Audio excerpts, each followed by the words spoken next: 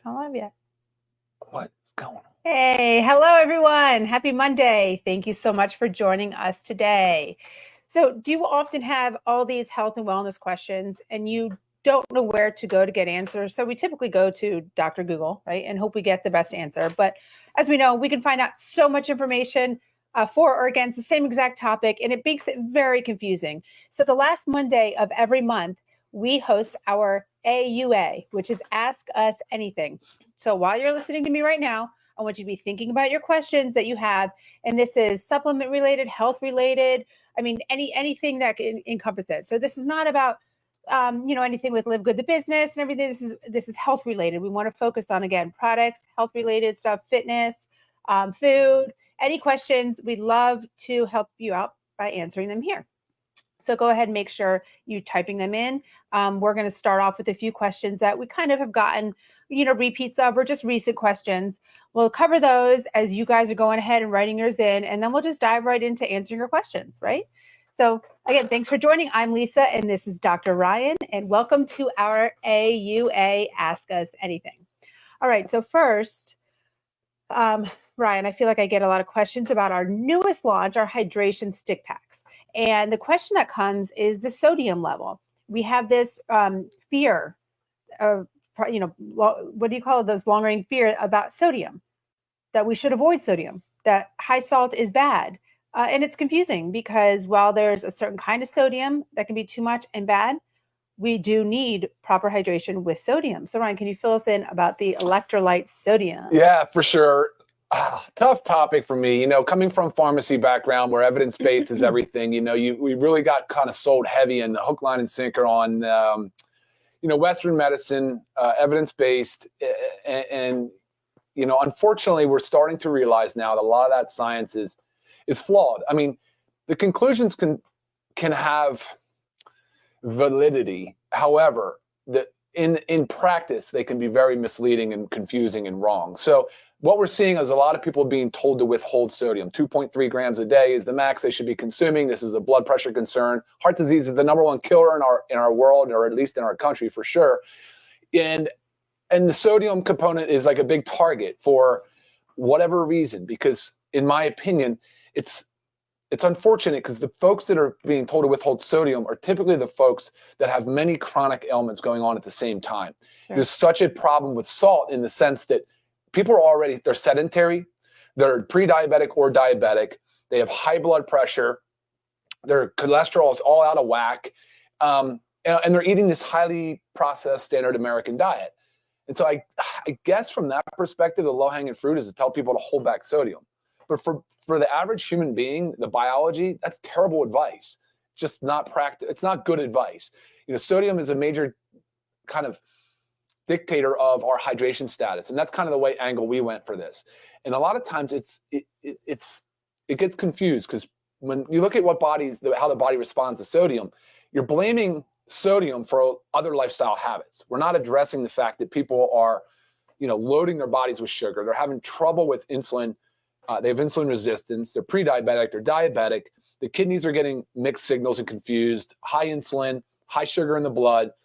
And it withholds, and body keeps sodium in. So bear with me while I stumble through this topic because it is a little bit it is a little bit confusing and can be difficult to consume. But for most people, we really don't consume enough of the electrolytes, and sodium being one of the electrolytes, sodium, potassium, and magnesium. I'll give you an example of somebody, I don't know how this comes up, but somebody said to me, is this a healthy way to start my day? And they were talking about their breakfast choice, and it was a yogurt with all this fruit and granola. And, on the surface, that sounds okay, right? Sure. But when you ask them that it's flavored yogurt, it's half a banana, some mango, some blueberries, some raspberries. Right. Typically, the granola that most people go for is super high sugar. Yeah. So, yeah, you're starting your day off with a boatload of sugar. A boatload of sugar, like 50 grams plus. So, you think about it like that. We're getting way too much sugar in our diet. So instead of telling people to hold back the sodium, I would tell people to focus on moving their body, reducing your sugar as the #1 culprit. Sure. Yeah, so I think that's the message. Right. And a lot of the sodium that, again, Ryan touched on, the sodium that we're supposed to avoid is that from processed foods. Right. Exactly. And restaurant foods. So think about your bag of potato chips. I mean, how much sodium is in that? Typically, our packaged food, guys, they're high in sodium to help flavor. Okay, And so preserve, yeah. it's junk sodium. It's not the beneficial, healthy sodium.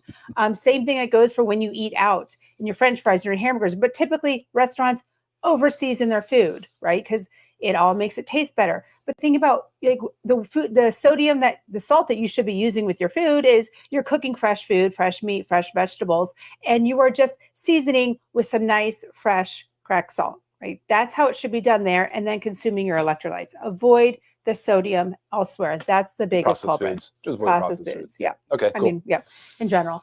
Okay, awesome. So again, we touched on the sodium content in our hydration amplifier because I know it's been a lot of, it was fear of like there's a, what is it, 1,000 milligrams?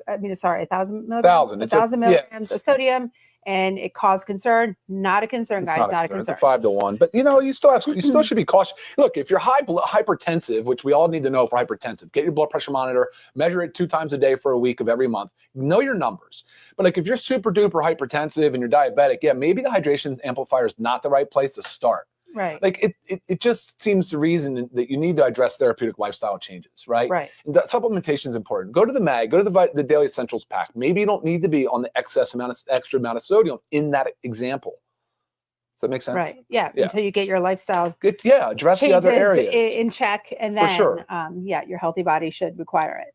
Okay, so another one. I just showed a couple questions. Sorry, did I jump ahead? Yeah, it's okay. Leave it up there, and I'll just carry on. Another one. Are we going to expand our pet line? Oh gosh, yeah, so absolutely. Right here, what we do have right now is our pet CBD, which is so great. It is for good. Especially your dogs for anxiety, for calming, any pain, itching, sleep, sometimes inflammation too, like, right? The itching. Sure. So I know like road trips, right? Great. Separation anxiety. Yeah. If you're having a lot of people over and you just need your dogs a little calmer. I mean, these are examples that we use it for. Fireworks. Yeah. So do we plan to expand our pet line? We do. Yes, we do. We have 2 pets actually laying. I wish they could come over and greet, but they're laying right now. So, yes, we will. We absolutely will. We recognize joint health. We recognize that pets are man's best friend. They are for us too. So we will absolutely be investing a lot more in our pet line. So stay tuned. Yep. We love our furry friends. For sure. Okay, so I'll jump in with a few more as we're going, but go ahead. Let's read this one. Okay, can you take this is Suzanne asks us, can you take the D3K2 with the Ultra Magnesium Complex at bedtime? Yes, you can, of course, but that's not our recommendation. Right, and why? Yeah, so the magnesium and the D and the K have been left out of the multi on purpose. You need to be able to control your dose and your timing. The timing of this both at bedtime is not ideal. It's not what we recommend. The D3K2 would be a fat-soluble vitamin, should be taken with that first meal of the day, usually preferably, hopefully in the earlier part of the day. And why is that? Plays a role in the sleep-awake cycle, and it helps to suppress the melatonin a little bit and just kind of helps balance out your circadian rhythm. Okay. And then the magnesium, of course, is good virtually any time of the day, spaced out from other minerals supplements, because it can bind, it can chelate, it can compete for absorption sites. So we want to maximize our magnesium absorption. Therefore, take it away from food, take it away from supplements. Last supplement to take before going to bed is usually good advice, but I split mine. I do mine right after lunch and then again right before bed. Right. So again, can you take the D3K2 with the Ultra Magnesium Complex? We recommend the D3K2 in the morning with your first meal of the day, because it's a fat-soluble vitamin, as well as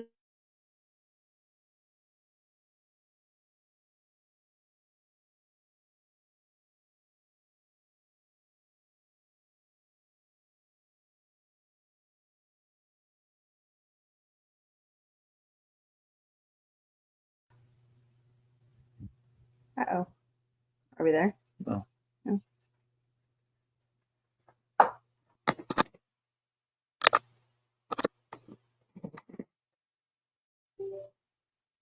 What's that say?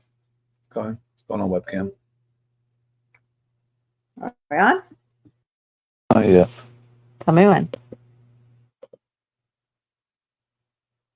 Is Instagram still going? We're back.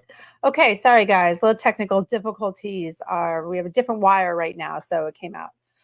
Okay, there was a question that was up at the top about this one, right here, GLP-1. Okay, so this is referencing LiveGood Clinic. Yep. Okay, so if you don't know of it, check it out, www.livegoodclinic.com.